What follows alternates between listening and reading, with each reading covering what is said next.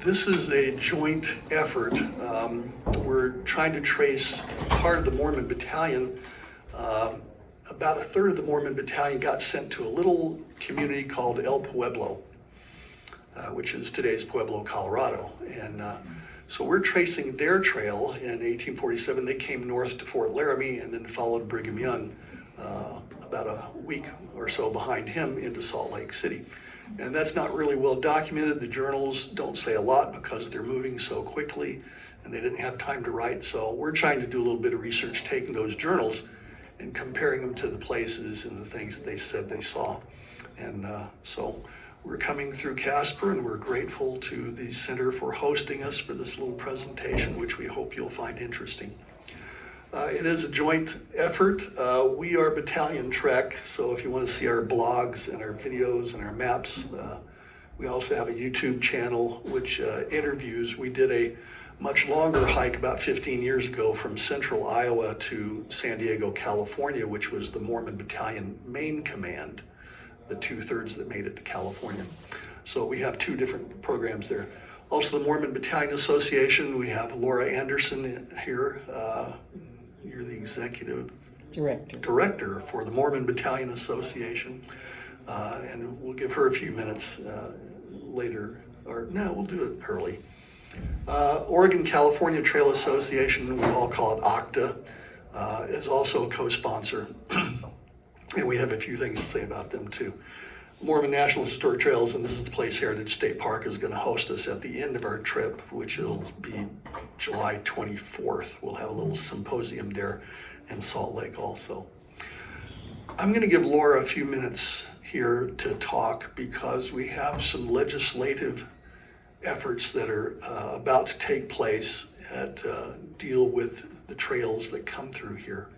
Are you willing to talk for a minute? I don't know. It won't be very well rehearsed, but one of the problems that we have with the National Historic Trail, the Mormon in particular, is the period of significance.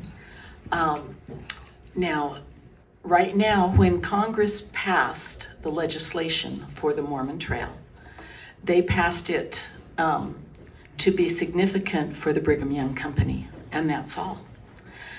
And that covers about 143 of the people who came, the 70,000 people who came across the trail.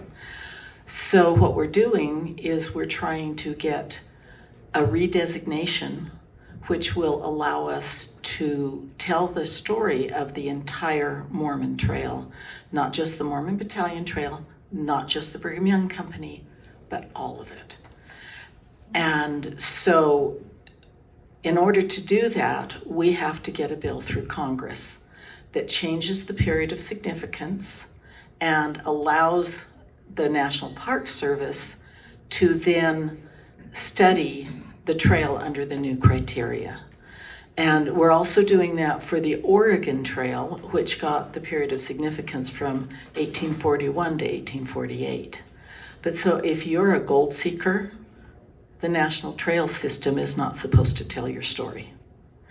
So 14 years later, when the California Trail was approved, they gave them the period of significance to the railroad. And that's what we would like. And so as this progresses through Congress, we have a bill that is going, this is a huge deal. We have a bill that's going to be introduced in July to start those changes. So that's what we're interested in. If you're interested in the Mormon Battalion Association, we have mormonbattalion.com. If you're interested in the National Mormon Trail, we have Mormon Trails, plural, .org. And so those are our websites, but you can find more information there. Yes? Is the law that you're talking about, I hesitate to call a law, but it went through Congress, and is that the 1968 recognition of the trails that you're talking about? Okay, the 1968 law only allowed for scenic and recreational trails. And so when they looked at the Mormon Battalion and the Mormon Trail, they said, it's not scenic enough and it's not recreational enough, forget it. And so they had to go back to Congress in 78. They got through the National Historic Trails Act. And that's when the Mormon Trail and that's when the Oregon Trail were approved, along with the Adirondack and one other, I don't know. Pony Express. The Pony Express, okay. So we had those 4 that were approved at that time. Over time, we have collected a lot of other trails, but now we want to go back and be treated like the California Trail and have the whole period of significance so we can tell the whole story. So, any other questions? Is there any law that limits you from telling the story other than not No. official recognition? Okay, official recognition allows the things that are funded by the national parks to tell, we're only allowed through the funding to tell certain stories. Now that doesn't limit us as the Mormon Battalion Association or the Mormon Trails Association in telling what we want, but they will only help fund what is official. So, It's interesting. yeah, we thought so. Censorship. And I wouldn't say it was censorship. It's just that early on they didn't really think about it. And by the time they got to approving the California Trail, they said, "Oh, that is significant all the way out to the railroad." So we're going back. Nobody's ever pushed Congress to say, "Well, let's fix the Oregon Trail and let's fix the Mormon Trail to give them a longer period of experience." And so we hope that you'll pay attention when that happens. Please annoy your legislators, please. So thank you for that little introduction, Laura. Appreciate it. So, okay, I'm stepping out. I've been living in Michigan for the past 35 years, studying the Mormon Battalion Trail, but I'm going to be speaking down in Pueblo at the conference for the Oregon-California group in September. And I thought, this trail, as the detachments from the battalion come north to Fort Laramie and then into Salt Lake City, Kearny's, and that's 1847, Kearny's South Pass expedition of 1845 kind of sets up the whole situation. It plays into the Mexican War, it plays into the Mormon Battalion detachments going down to Pueblo. So I thought I'd try to stretch out a little bit and get into areas that I'm not quite so familiar with. So if I say anything wrong, you guys correct me, okay? The South Pass expedition becomes the prelude to part of the Mexican War and sets up the reason for the Mormon Battalion winding up in Colorado. Now, it's one of the most important and unheralded expeditions of the pre-Civil War period, and yet very little is ever said about it. Now, it was under Army Dragoon Colonel Stephen Watts Kearny, and we're going to get to that. It plays into the whole concept of manifest destiny, and I know that's kind of a dirty phrase to use anymore, but quite frankly, that's the way they were looking at it in 1845. And so we need to dial back our 2025 sensibilities and think about what it was like for them in 1845. President Polk in 1844 campaigned on the idea of expansionism, very aggressive expansionism, promising that he would be only a single-term president, and he kept his promise, bless his heart. But that's what he wanted. He wanted to expand as a a continental force. His wife was 7 years his junior. They were married for 25 years, didn't have any children. She was a strong woman, Sarah was. And she was very well educated, politically savvy, connected, and she supported her husband in all of his efforts. She was a force to be reckoned with. I won't say much about her. Now, political discourse, if we've not seen anything else in our current environment, political discourse has always been savage, okay? Here, the Polk is a Democrat. He's promising 54-40 or a fight slogan. Now, does anybody know why 5440? Boundary between Canada and the United States. No, it was not. It was not. It was not. But you're close. Is this the one in Washington? Washington, yes. Or Washington? Yeah. So this is what 5440, 54 degrees, 40 seconds looks like. Now, over here on the side, on the right side, you see kind of the red and greenish line. That's 49 degree parallel. That's the current U.S.-Canadian border out to the Rocky Mountains. Okay?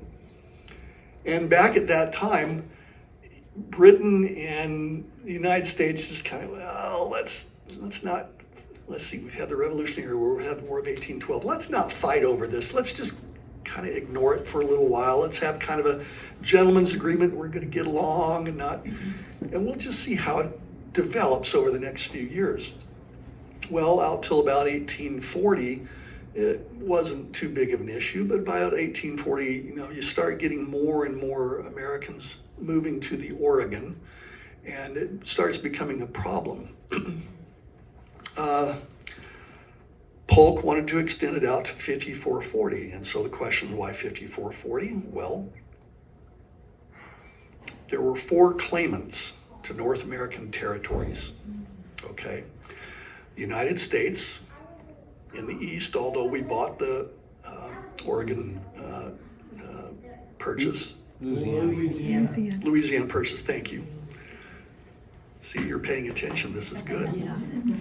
The new Republic of Mexico, England, and Russia. Wait, Russia? What? Yeah, Russian held today's Alaska, at least most of the coastal regions, and until 1841 had a single small fort, a little bit west of Sonoma, California, Fort Ross. I don't know what they called it in Russian. I can't speak Russian. So in addition to the British Hudson Bay Company, which was all through the West, and the American Fur Companies, 2 or 3 of them, they're all through the West. The Russian-American Company had been formed in 1799, and the RAC, as it was called, was quite active, though. Have you ever heard of it before? Not much. So they had all the way down through the panhandle of Alaska. So 5440 was the 1825 treaty boundary between Britain, Russia, and the U.S. recognized that as well. That's why 5440 or fine. So how did this play out? Well, Russian territory wasn't really an interest at the time, apparently, for President Polk. Russia never really projected its power much past Alaska, though they claimed all the way down to the Columbia River at Seattle. And they showed some interest in Alta California, Baja, Oregon, and even Hawaii. So they're running around, but they're not really terribly active. Alaska was close enough to the Russian homeland, and besides, Russia was just too big already. Even today, they really can't manage it terribly well. And Alaska was close enough to govern and plunder, but it was their way to work Alaska out of its resources, furs primarily during this time, and that's what seemed to interest everybody. Russia just wasn't a concern in 1844. It wasn't until, of course, what year that we purchased Alaska? 1867, Seward's Folly. And Russia withdrew without incident. So let's turn to the other 2 claimants now, please. England and Mexico. Things were heating up south of the border. Which border, you may ask? Well, I don't know, all of them, okay. As his last official act as president, John Tyler approved the annexation of Texas, which had been an independent nation in the eyes of the Texans for a decade. Well, Mexico, on the other hand, still considered Texas as an errant portion of their country. Kind of like how China views Taiwan today. Mexico, on the other hand, the annexation of Texas started a series of events that then led to the start of the Mexican War. Upon Polk being elected, he appointed James Buchanan, who would become a future president, he was sent to negotiate with the British government over the Oregon border. Now, those negotiations were mildly confrontational, but again, they didn't want to get into another shooting match. The U.S. hardliners kept pushing Polk for 5440, but the others were willing to compromise, extending to the 49th parallel all the way to the Pacific. Interestingly enough, Polk got a lot of blowback from the MAGA people who wanted him to keep going for 5440. Just saying. It's amazing how our current situation reflects so well on this. Polk was hoping for negotiations with England to bear fruit, but he was willing to go to war with them if necessary. So the South Pass expedition, under President Polk's direction, as soon as he was inaugurated, as soon as that happened, the War Department under Marcy developed a shock and awe plan for the far west and sent orders.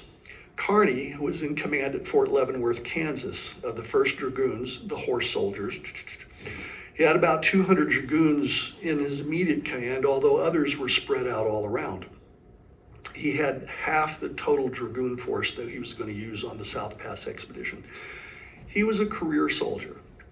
He was solid, he was dependable, he was well liked, he was politically astute, he had connections, and he was very experienced on the frontier. So he was the guy, he was the go-to guy to do this expedition.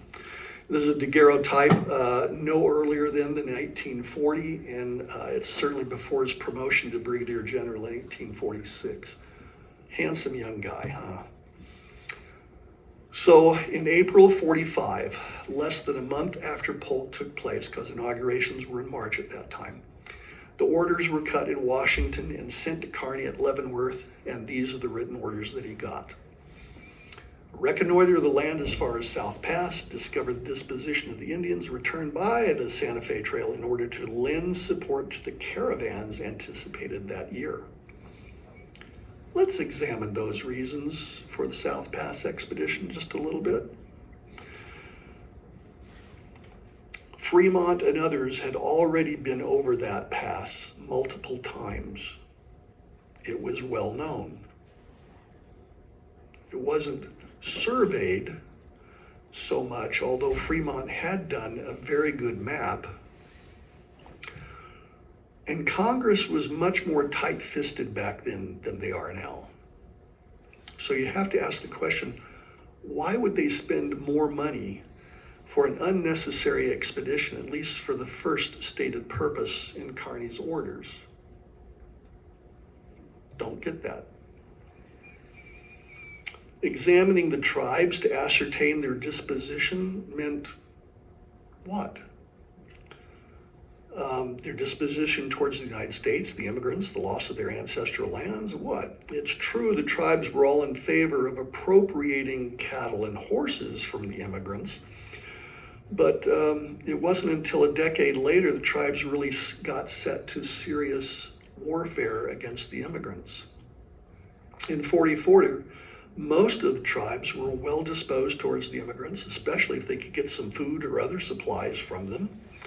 The tribes were, for the most part, in 44 on good terms with the trading companies and their employees, and that generally carried over even to the wagon trains. Just wasn't that much contention really with the tribes at that time. So in fact, the Indian agents had much more frequent communication with the frontier than the Army and the government did back east.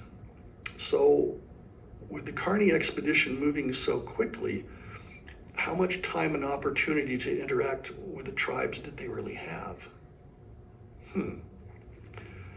Now here I've got to put up a 1844 map to appreciate Kearny's orders to return via the Santa Fe Trail and support the wagon trains of that year.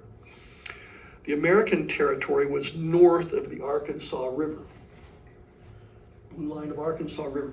American territory is north of that, south of that is Mexico. Kearny cannot go into Mexico.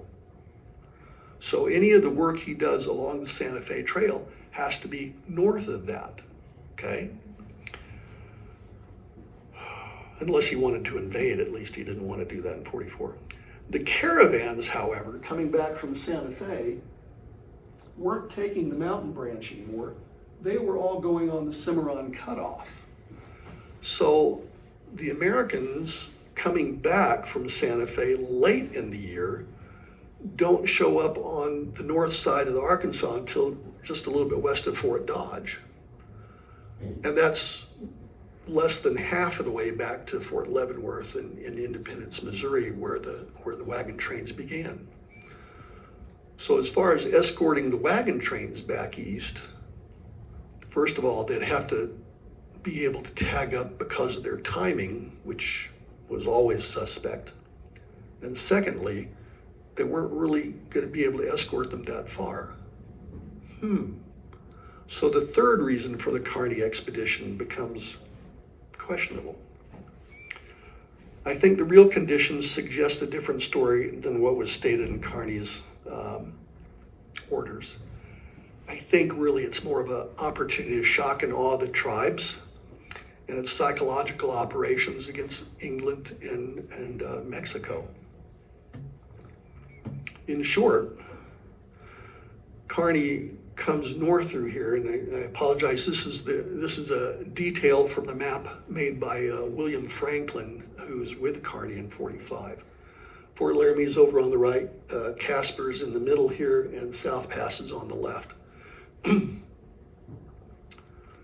So this is their playing field. This is the area that they're really going to be doing the majority of their work.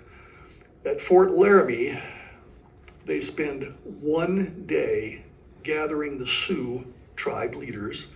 They distribute a few gifts from the Great Father, President Polk, and while that's going on, the troops are busy at Fort Laramie repairing, preparing, and if possible, taking a little bit of rest because they've come from Fort Leavenworth nonstop. Boom, they're there.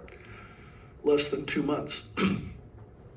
They continue towards South Pass after 1 day of rest, and within 2 weeks they're at South Pass.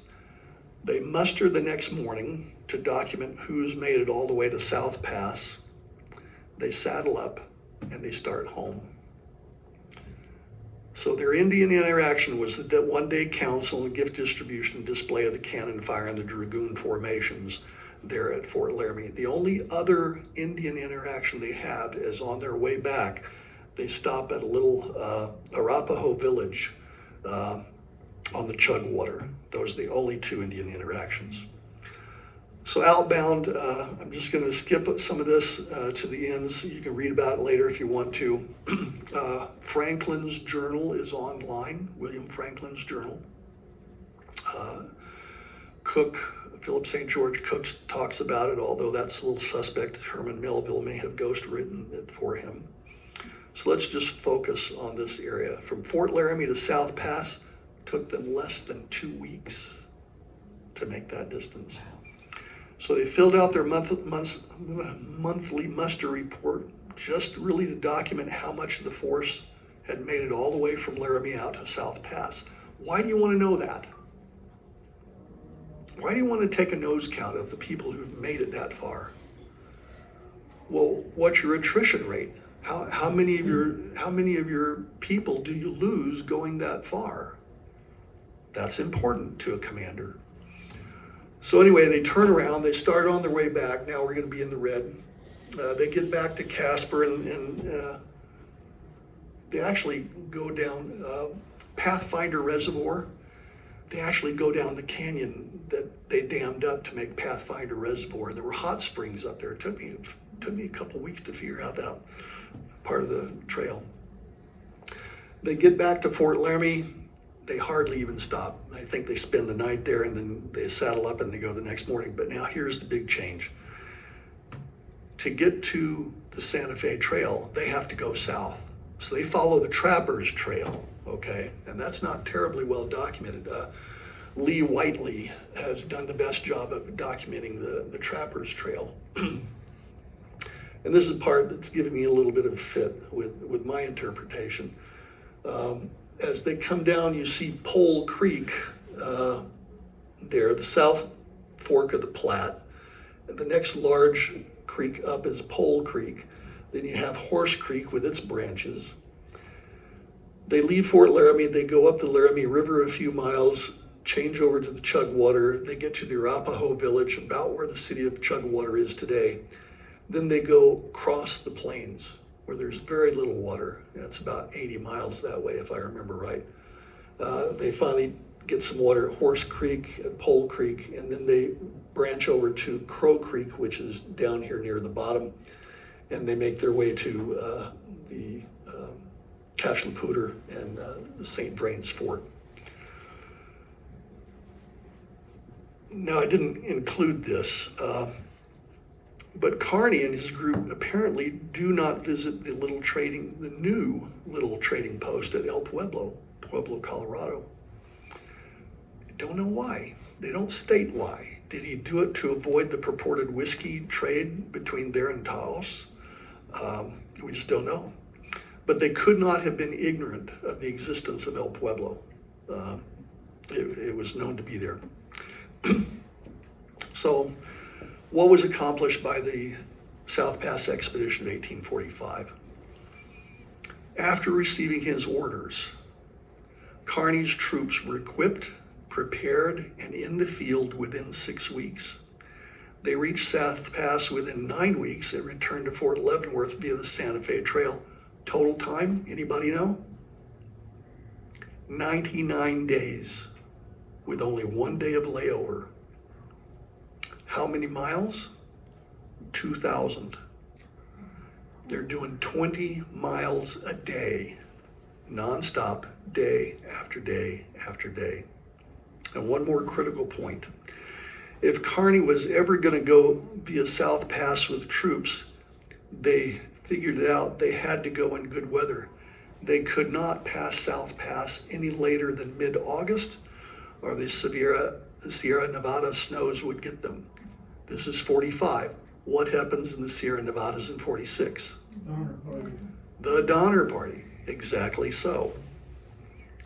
So if you want to move, so what was accomplished? If you want to move troops quickly, put them on horses. You can't do it with infantry. The Dragoons were a relatively new fighting force for the United States Army, and it had never been tested in this way, this far west. So rapid deployability, how quickly can you move your forces in response to a threat or an opportunity? Don't know if you know it today, but SpaceX just launched a GPS satellite within 24 hours. Basically, the Space Force came to SpaceX and said, here's our satellite, it's ready to go. We want you to launch it within 24 hours. Boom, it's up and gone within 24 hours. Rapid deployability. That has not changed. If you want intelligence, if you want to be able to project things, you have to be able to do it quickly. Tested their stamina. How did their animals and their equipment stand up? How well did the men tolerate this experience? The deployment of the Dragoons was a new experience. How do you plan for, prepare, and execute your plan in the field? How successful were they? What were your strengths? What weaknesses were revealed in their efforts? How do you compensate for those in the future? And perhaps most importantly, Kearny got to see his officers, his junior officers, and his troops performing, and he's thinking, how do I improve this? And why is that in the back of his head? Because they know something's coming. It put both Mexico and England on notice.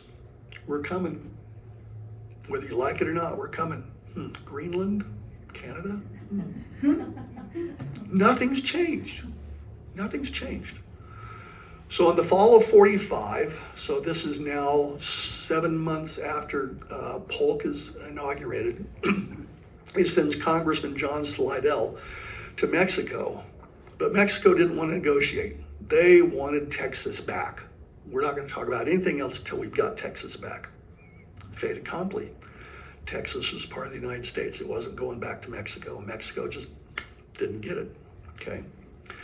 But the U.S. was willing to buy the additional Texas territory that was in dispute for $5 million and take over U.S. people's claims.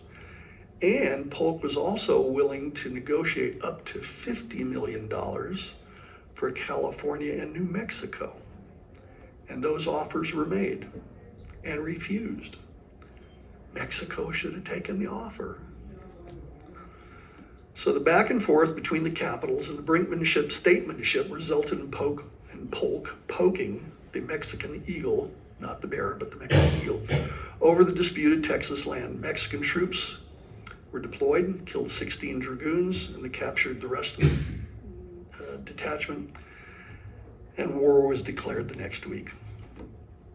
So less than a year later, after the South Pass expedition, Kearny's dragoons are called back to Fort Leavenworth from their scattered outpost, Fort Scott and all the others. They came back to Leavenworth and they were sent off in late June to capture New Mexico and California. This is the Army of the West. While General Wool and the others are invading Old Mexico, the real prize is New Mexico and California.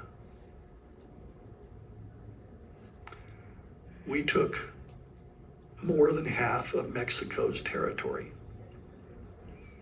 And holding that much territory with a few dragoons just isn't feasible. Kearny was sending back letters to Washington complaining, I've got to have infantry. I don't have any infantry. I need infantry.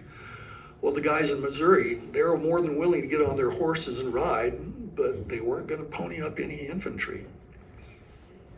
Did you get that pony up in? Never mind. A second problem, the South Pass route became less likely for them day by day. Kearny doesn't get his orders until late June. It's too late to do South Pass. The instructions from Washington say, well, Kearny, and he's going to be a general now, General Kearny, we leave it to you in your best judgment which route to take. But we want you there as soon as possible. Well, if you're Kearny, what are you going to do? Am I going to hang around in Santa Fe all winter, or what am I going to do? Do I try to go through South Pass in the wintertime? No, I don't think so. But Washington was keen on a really quick resolution. Well, if you want to get me to do something, just wave a red flag and say, Kevin, I don't think you can do that. And Kearny was the same way. So President Polk recognized an opportunity to conciliate the Mormons, because the Mormons are leaving. They're leaving Nauvoo and they're headed west. So President Polk hears about this and he says, Brigham Young, I'm going to throw you a bone. If you'll pony up 500 guys to be an infantry battalion, then as a perk, we'll help feed you, we'll provide support for the battalion, and maybe you can take some families along to move westward. Oh, and we'll pay your private $7 a month. And yet that money helped tide over the Latter-day Saint group at the Missouri River that winter. So Dragoon Captain James Allen was sent by Kearny from Fort Leavenworth, over there on the right-hand side, up to Council Bluffs to recruit the 500 Mormon men. Allen was promoted Lieutenant Colonel of the Volunteer Infantry, and he named his command, logically, since almost all of them were Mormons, he officially titled it the Mormon Battalion. So pardon the mess of this map, but I'm going to try to quickly tell the pertinent parts of the Mormon Battalion story. And I've got to get the detachments to Pueblo and then to Salt Lake, because that's what's going on here. So the main command is in the red, okay? The main command is recruited up at Council Bluffs. They go down to Leavenworth, where they get their equipment and everything. They're there about 2 weeks. And then they take off. They go on the Santa Fe Trail till they get to the middle crossings where the purple line starts. Just before they got there, they find out that there's a small group of Mormons at El Pueblo. They had been expecting to match up with Brigham Young up on the North Platte River, but that didn't happen because Brigham Young was stuck back at Council Bluffs recruiting the battalion. Jean-Baptiste Richard, or Rishaw, or Richards, however you care to pronounce it, was the factor at the small trading post of Fort Bernard, just a few miles east of Fort Laramie. And Rishaw, the Mormons are kind of scratching these are the group from Mississippi. The Mississippi Mormons are kind of scratching their heads saying, what are we going to do? I don't want to stay here for the winter at Fort Laramie. And Rishaw says, well, we've got this small community down there in Pueblo that come on down and hang with us for the winter. So the Mississippi Mormons say, okay. So they're bringing a small group of wagons and help me out there, maybe about 50, 60 family members, and they go hang out at Pueblo. At the very same time that's happening, the Mormon Battalion is coming westward. And about 6 of the Mississippi Mormon leadership are headed back along the Purple route to go get more of the families from Mississippi. So those Mississippi leaders are headed eastward, and they run into the Mormon Battalion coming westward. And they know each other, and they have a good little meeting there on the plains. And the Army officer in charge, not Mormon, he says, wait a minute, you got some friends up there at Pueblo? I've got all these women and children, and where we're going, this is not a good thing. And besides, you were supposed to winter at Pueblo anyway, so he detaches most of the women and children and sends them to Pueblo. And so now you're building up more and more Latter-day Saints in the Pueblo area. The rest of the command continues down the Cimarron route to Santa Fe.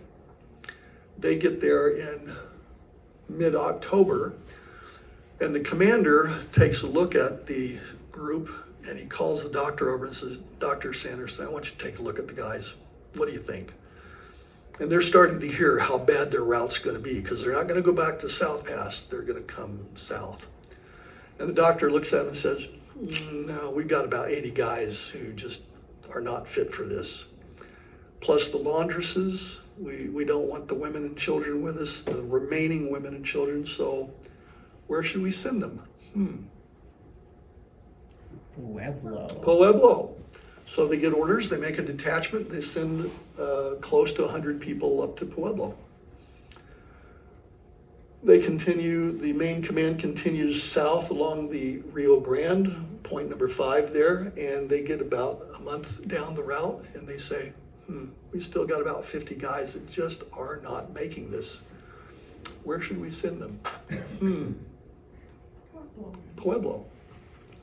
So now we've got close to 300 Latter-day Saints hanging out at Pueblo by January of 1847, while the rest of the command continues making Cook's Wagon Road, which becomes the Butterfield Stage route, which becomes Interstate 10, all of those things, following the De Anza Trail, they get to San Diego, but that's not the group we're worried about.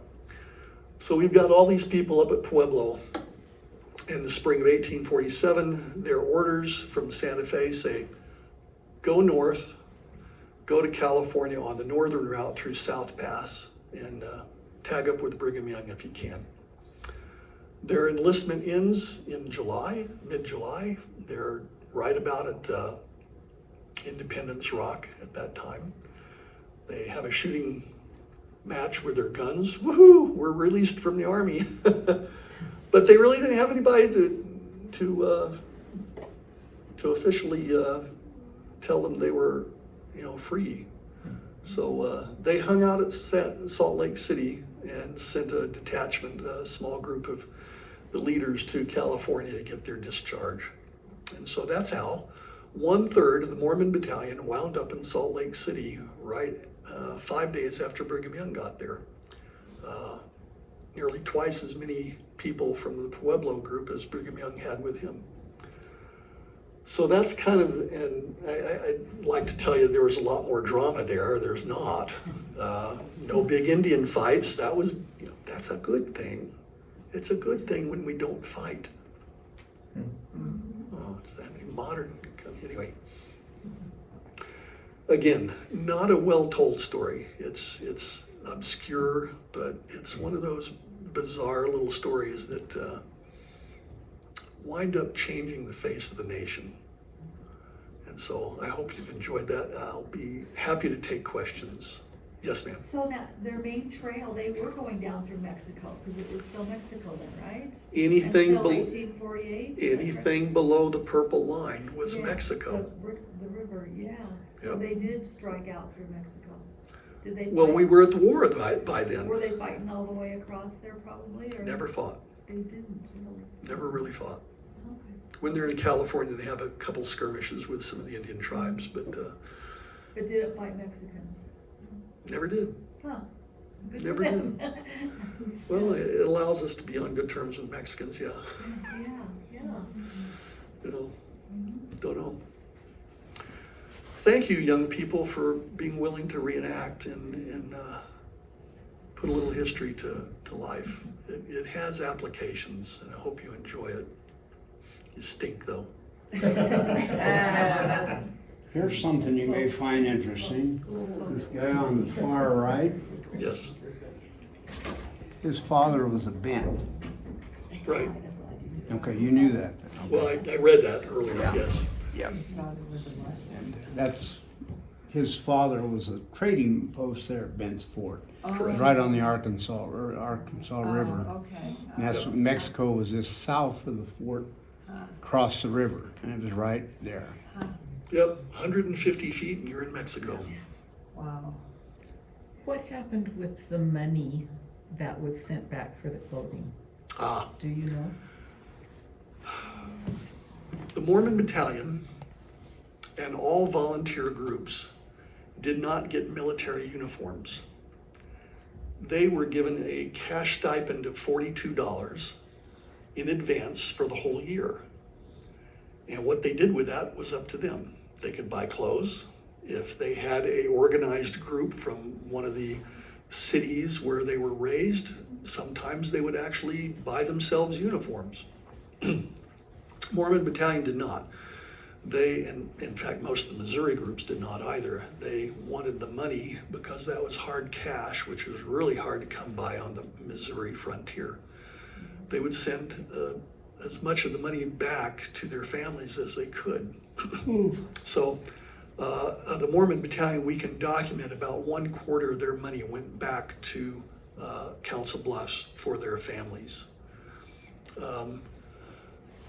Half the Mormon Battalion were aged 24 and younger.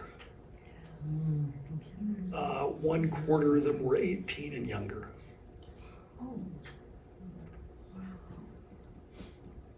I'm older than any of the oldest people. Today I'm 71, yay. You're 72. No dear, I'm 71. Okay. Wow.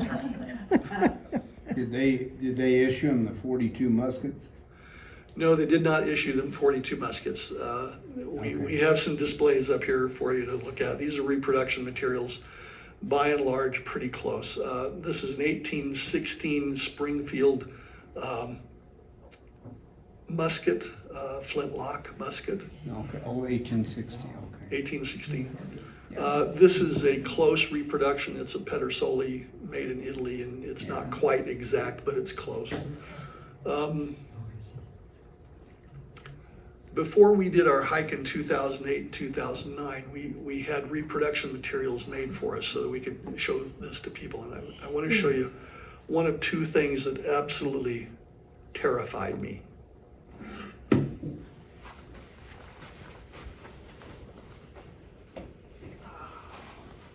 This is a reproduction blanket pack, okay? So you'd either put your great coat or one of your blankets up on top.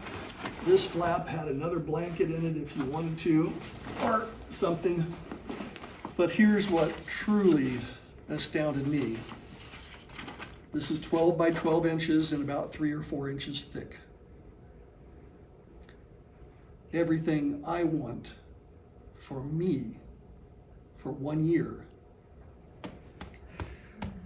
had to fit there. That was heavy. How much did that weigh approximately? The gun is 9.5. Okay. The pack, depending on what you put in Right it. on it, yeah. But all the belts and everything, the guys say they had so many belts on, they looked like a mule. The general consensus is it was around 45 pounds. Okay, and you had to carry that with you all the time. Most of the time. Now, the Army would let them buy a private wagon. Now, the Army had the food wagons for them, and the commissary wagon, the equipment wagon, the tent wagon, but each company could, if they wanted to pay it out of pocket, buy their own wagon, buy their own mules, oxen, whatever. And somebody could drive the private wagon for the company. And they would generally throw their Stuff on packs in there. Knapsack. Yeah, Did they blanket pack. I'm used to.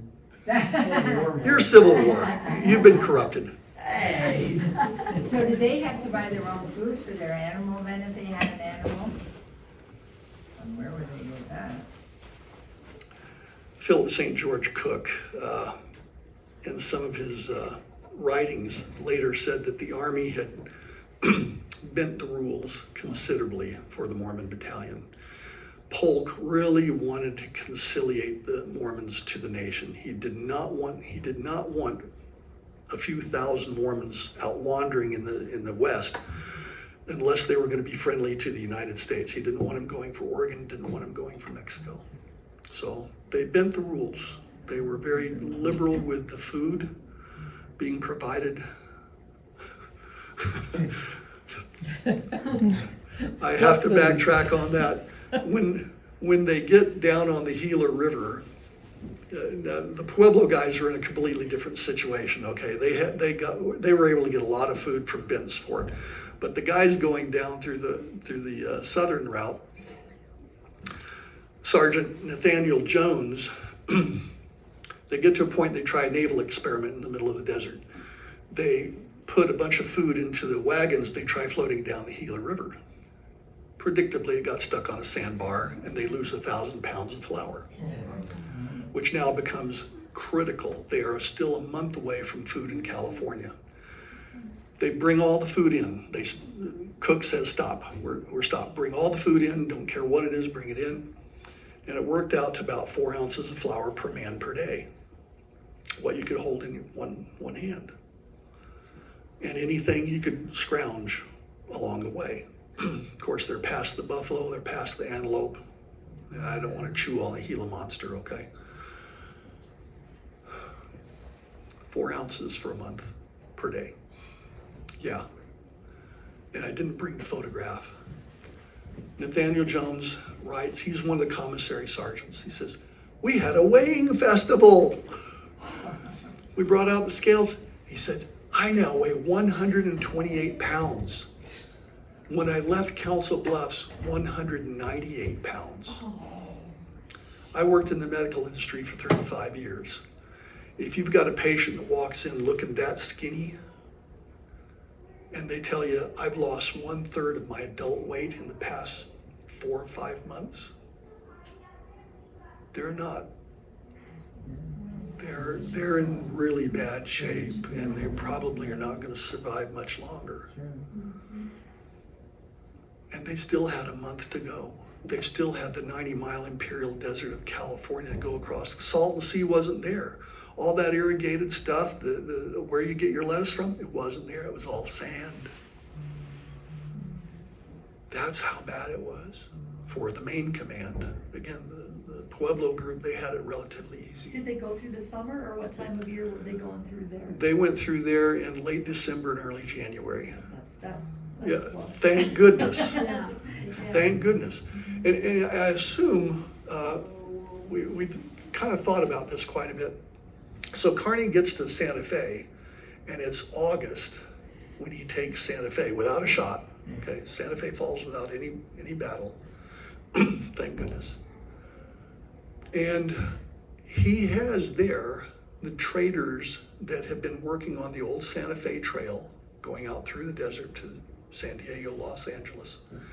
He's got Kit Carson with him. He's got all of these, Jean-Baptiste Charbonneau, Sacagawea's son, is there.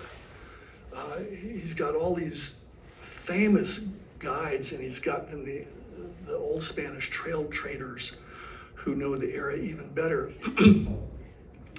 and they're trying to decide what to do. Do we risk going north to South Pass? Or do we try to do something south, or do we just hold up in Santa Fe for the winter?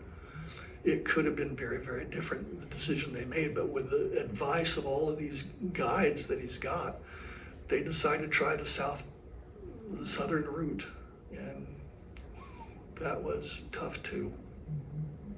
Amazing, amazing stories, just amazing stories. Hope you'll get a chance to read them sometime. Any other questions? Thank you. Come up, hold the musket. I'll put the packs on and everything if you want to try that.